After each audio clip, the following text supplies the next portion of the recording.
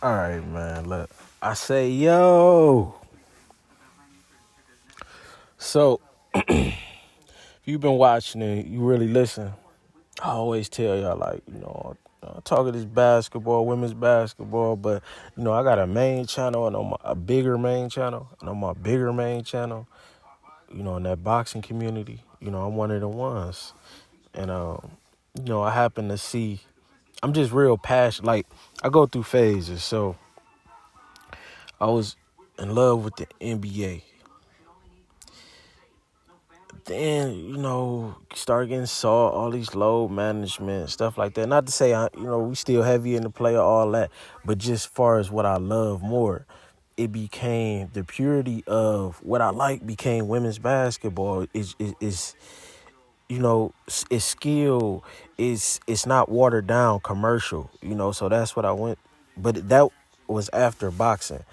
Now, boxing started to get watered down in the same way to where it was too much money. The same thing. It's too much money in NBA, too much money in boxing, so we wasn't getting the best fight and the best when we wanted to fight. There was over-marinating.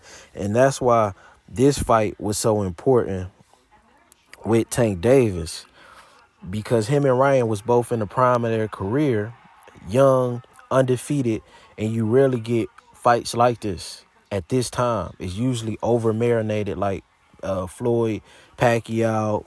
Forget the reasons why. It's just over marinated. So that started happening, and then I'm back into I get back into women's basketball, and it was just that purity and non-commercial. Mainstream hasn't snatched it yet. Now it's getting ready to, but it just hasn't happened yet. So you still get the purity of the sport. You getting to see the best play. Everything. It's just not watered down. And I come across the Montgomery and Co podcast, and she has Alicia Baumgardner on there. I talk women's basketball on one channel and boxing on my other, and she's blending the two. So, she asking who you got tonight. Tank, Ryan. We see Tank 62%, Ryan 38%.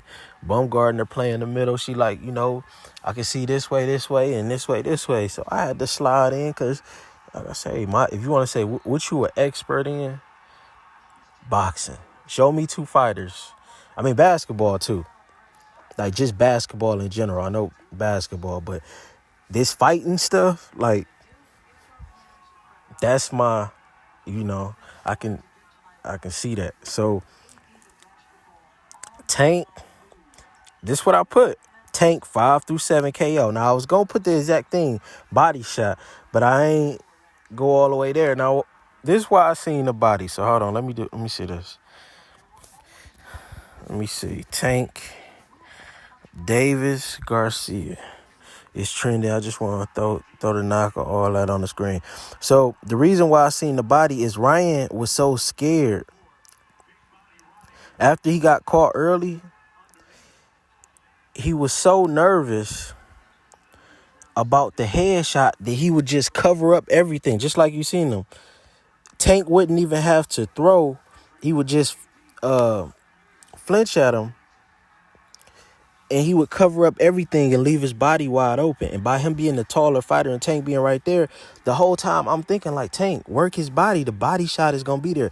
You head hunting, but the body shot is there. I didn't feel like it was going to be early, because usually early you still have your legs. These are top fighters, and you rarely just see top guys go out too early. Now, you can get over aggressive and get caught. Like you seen Ryan. Let's see if we can get that shot early on. Hold on. Oh, that wasn't it. Hold on. I'm looking for the early shot. You can get overly aggressive and get caught like Ryan did, but he wasn't really hurt because you seen him still coming forward aggressive. Now, I feel like he just got... Hold on, let me see if this is... Gervonta's knockdown was... Yeah, there it go. He got too aggressive. Hold on, I want to go back. He didn't even see this coming. And you could tell this spooked him for the rest of the fight. Once he felt that power, it was like, oh. Hold on. Now watch. Ryan, he throw the left hook. He coming forward, but he's not protecting himself, and he's walking right on the line. He's keeping his head right on the line, and Tank just stays calm in the fire.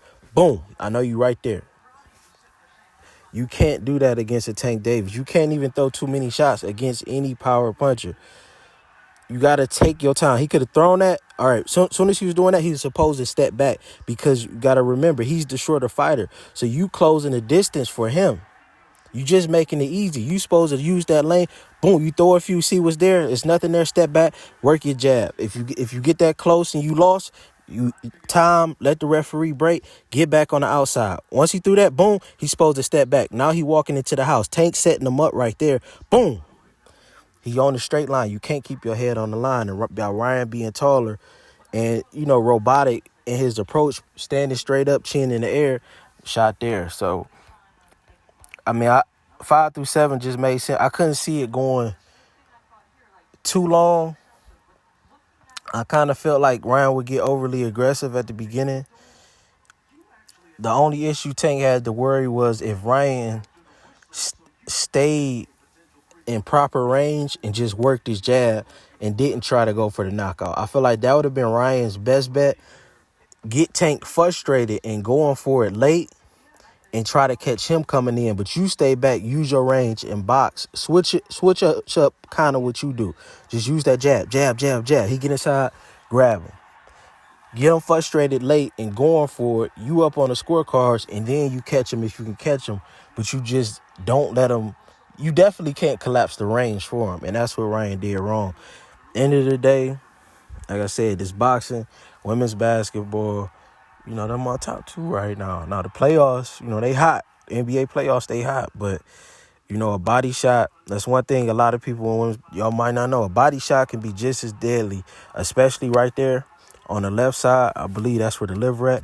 You get hit right there, you'll piss blood. Yeah, man. We see Spence get a lot of I want to say, who we put down like that? I want to say Ocampo. First round knockout like that with the body shot. But yeah, man, shout out to Tank. This was a big fight. All the stars was in the building. And on the biggest stage, the best thing about Tank, whether it's adversity with him being down on the cards, whether it's fight, y'all got to understand, I don't know if y'all ever been in a fight. It's not easy. Like, he might make it look easy, but when you fighting a bigger person with longer reach and they got power, you got to be real calculated. So even though this look easy, it's pressure. That's pressure right there. Then you got the pressure of the crowd. Then you got the pressure of, okay, we the 2 biggest faces. You the face for the Mexicans, I'm the face for the blacks.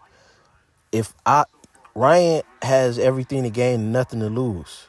Because when he lose, we seen like when Canelo lost to Floyd, he went on to still have success. When black fighters lose, like, this is why I got a different take in women's basketball, because I already see the tactics of how they'll treat you when they have another option. In men's basketball, they don't really have another option. Now they got Joker and Luka and stuff like that, and we see the certain biases with that. But when it's really no option, when it's option, they'll always put everything, especially before the black American. And you see it all the time in boxing with the pound for pound list and all that. So Tank had everything to lose, because once he loses, it's over with. Adrian Broner, they'll try to do you like that.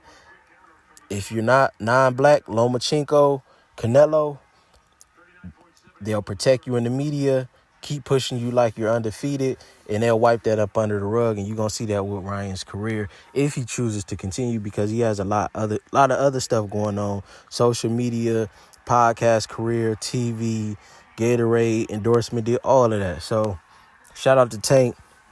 Under the pressure, I just don't want people, it might look easy, but understand that pressure heavy. That's 100,000 people in the building. Probably if they can, a record for this generation pay-per-view numbers. And Tank just stamped his spot, like when Floyd beat De La Hoya. He just stamped his spot as the guy for this generation. Let me know what you think in the comments. I'm out. Hold on. I want y'all to see that one more time, just so y'all know what I said. This 204, 422, 23, tank 5 through 7 KO. Now I should have gave you the whole thing, but I just threw a little bit out there. So if you bet that, you're welcome. Happy Sunday. Sunday coming up tomorrow. God bless. I'm out.